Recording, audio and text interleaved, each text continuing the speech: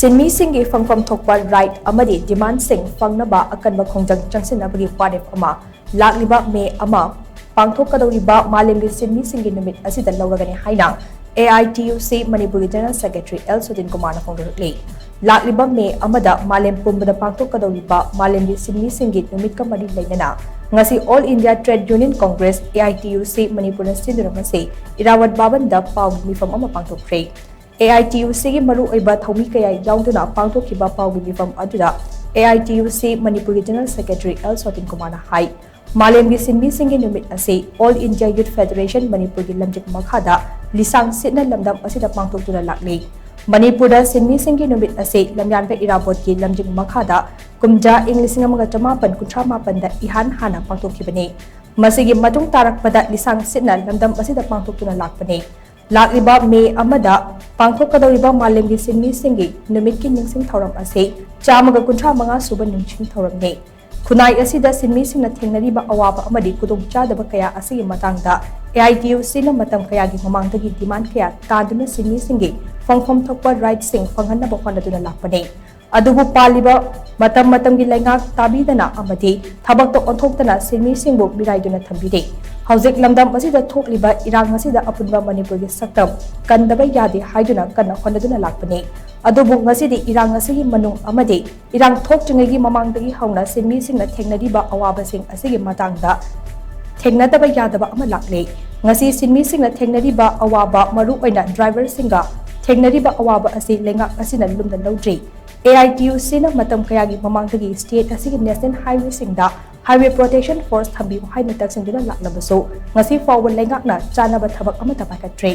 masigi matang the state cabinet state assembly ta puthoktuna khanatre amaramda state lengak na center da hiramasi matang da recommend tawtre aikoi gi demanding national highway singda Highway Protection Force link bane masigi damak lepan leitara changsun thikane amaramda Sinmee Singgi Protection Force link bane Kusumal tha amada lupa lising kuntaruk tagi tadna pigadabani lairabagi pankai makhada leiba imung singda lemna cheng phangbagi thausil asi kanglung chumna phanggadabani MGNRGS ki thabak subagi dumit chap chana phanghanbaga loinana scheme masigi nomagi kusumal hauzik lupa chani ga homfutaruk oiba ase lupa chatukta hengat hangadabani lawmi singi right matik chana piduna makoina puthokliba pothok singi MSP chap chana pigadabani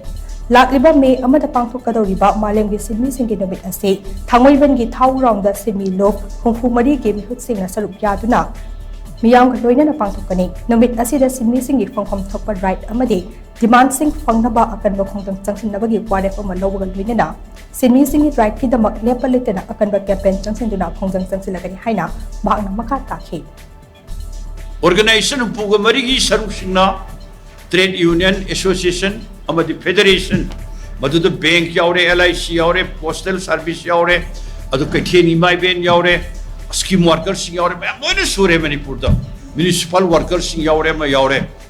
sigi representative mayam si pulakanda achet pore ma loraga ekhoi chahi chupa Sinmee singda ot even nairiba amadi ekhoi pukhaliba sai mamang da haijakriba demand sing ase